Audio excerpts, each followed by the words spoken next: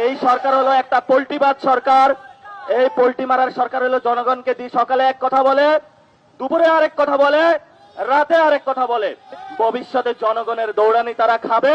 যে হাসিনা উদ্বোধন করে দিয়ে গিয়েছে, আমি এখন এখান থেকে ফসল তুলবো। 200 সিট নিয়েও পার পাবেন না। শেখ হাসিনার সিট আরো বেশি ছিল।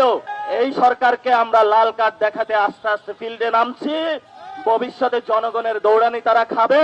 যে হাসিনা উদ্বোধন করে দিয়ে গিয়েছে, আমি এখন এখান থেকে ফসল তুলবো। কয়েকদিন আগে প্রধানমন্ত্রী পোল্টি মারলেন, বললেন যে আমি সংস্কার করব। হ্যাঁ, আপনারা ভোট দিন। ইলেকশনের পরে যখন ক্ষমতা বসলেন তার খোঁজ নাই।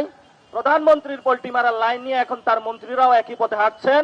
যেই মন্ত্রী বললেন এই 2 বছরে কোনো প্ল্যান নাই, 1 মাসের মাথায় আবার উনি হলো বিদ্যুৎ এবং ডিজেলের রপ্তানির মূল্য বাড়িয়ে দিলেন।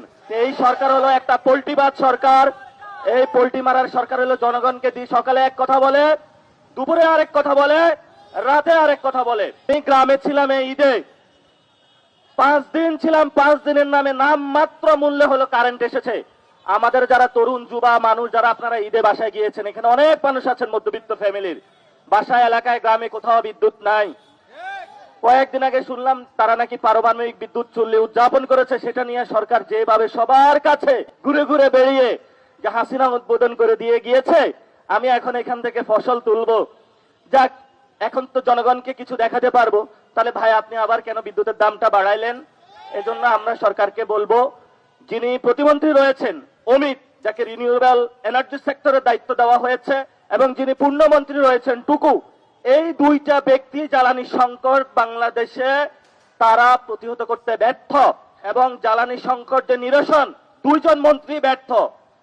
জনাব তারেক রহমান, যদি জনগণের লাঘব এবং জনগণকে সংকট থেকে মুক্তি দিতে চান, এই ব্যর্থ 2টা মন্ত্রীকে সরিয়ে দেন। এদের দ্বারা বাংলাদেশের কোনো জ্বালানি সংকট আমরা নিরসন করতে পারে না। এই মন্ত্রী বলেছিল যে সব জায়গায় আমার ডিজেল অক্টেন আছে, কিন্তু আমরা যখন পাম্পে গেলাম সেখানে পাইলাম না। যখনই একটু দাম বাড়ানো হলো তখনই তারা তাদের পকেট খোলা শুরু করলো। এই সংস্কার বলেছিল বিচার হবে আওয়ামী লীগের, তারা আইবি রহমানকে মুক্তি দিয়েছে। এই সরকার বলেছিল 2 বছর আগে জ্বালানির মূল্য বৃদ্ধি হবে না, বিদ্যুতের দাম বৃদ্ধি হবে না, তারা আবার জনগণের সাথে পল্টি দিয়েছে। আমরা স্পষ্টত আজকে এই প্রোগ্রাম থেকে বলতে চাই, এই সরকার হলো পোল্টিবাজ সরকার বা পোল্টি মারা সরকার। এই সরকারকে আমরা লাল কার্ড দেখাতে আস্তে আস্তে ফিল্ডে নামছি।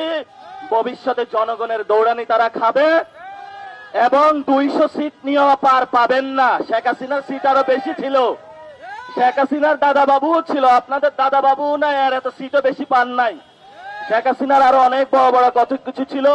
ইট মারেন, পাটকেল মারেন, ডিম মারেন, অস্ত্র নিয়ে আসেন, হকি স্টিক নিয়ে আসেন, কোন স্টিকেই কাজ হবে না।